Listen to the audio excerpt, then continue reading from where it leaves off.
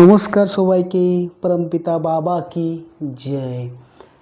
আজকের আলোচ্য বিষয় হচ্ছে মহাজ্ঞানী শঙ্করাচার্যের মতে ভক্তির স্থান সর্বোচ্চ। তিনি বলেছেন মুখ্য কারণে সমগ্রায় ভক্তিরেব গরিয়সী, অর্থাৎ সমস্ত পথ ও পদ্ধতির মধ্যে ভক্তির স্থান হলো সর্বোচ্চ।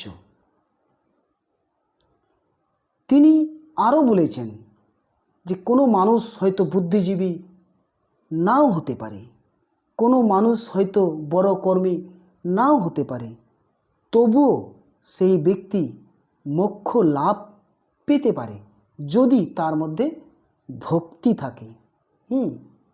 সেই ব্যক্তিও মোক্ষ লাভ পেতে পারে। তিনি বলেছেন ভক্তি হলো লক্ষ্য, ভক্তি কোনো পথ নয়। ওনার মতে মহাজ্ঞানী শঙ্করাচার্যের মতে তিনি বলেছেন তেজো দুর্জন সংসর্গ ভজো সাধু সমাগম করো পুণ্যম অহরাত্র সর নিত্যম অনিত্যম। অর্থাৎ ওনার মতে যারা ভক্ত তাদের কিছু করণীয় করতে বলেছেন, কিছু করার তিনি নির্দেশ দিয়েছেন। যারা ভক্ত কি নির্দেশ দিয়েছেন? তিনি বলেছেন তেজো দুর্জন সংসর্গ, অর্থাৎ যারা দুর্জন ব্যক্তি, যারা খারাপ ব্যক্তি, তাদেরকে সর্বদা কি করতে হবে? বর্জন করতে হবে, ত্যাগ করতে হবে। সেটা তিনি বলেছেন। তাহলে দুর্জন ব্যক্তি কাকে বলবো আমরা?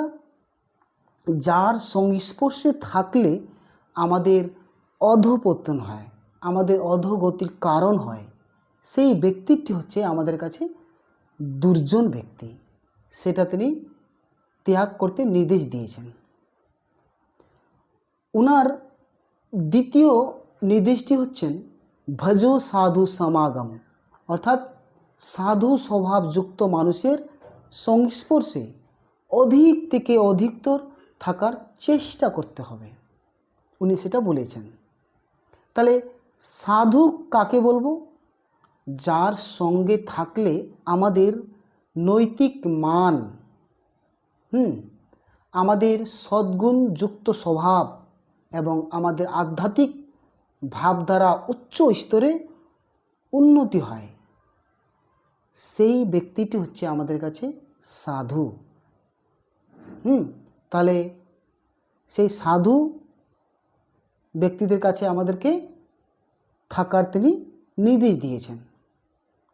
ওনার তৃতীয় নির্দেশটি হচ্ছেন করো পুণ্যম অহরাত্রম, অর্থাৎ আমাদেরকে সর্বদাই পুণ্যকর্মে নিজেকে নিযুক্ত রাখতে হবে।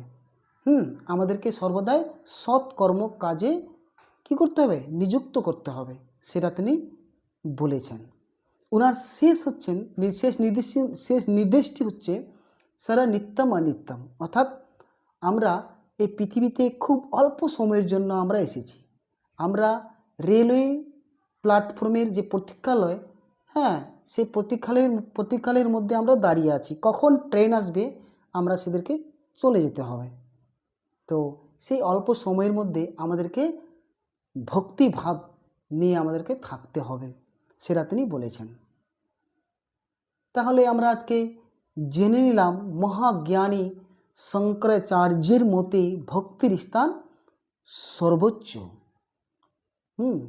তিনি বলেছেন ওনার মতে যারা ভক্ত তাদের কিছু করার নির্দেশ দিয়েছেন। তাদেরকে দুর্জন ব্যক্তিকে ত্যাগ করতে হবে, সাধু সমাগম ব্যক্তিকে সংস্পর্শে থাকতে হবে, এইসব করার তিনি নির্দেশ দিয়েছেন। তাহলে আমরা আজকে সবাই জেনে নিলাম যে ভক্তির স্থান সর্বোচ্চ। নমস্কার, সবাই ভালো থেকো।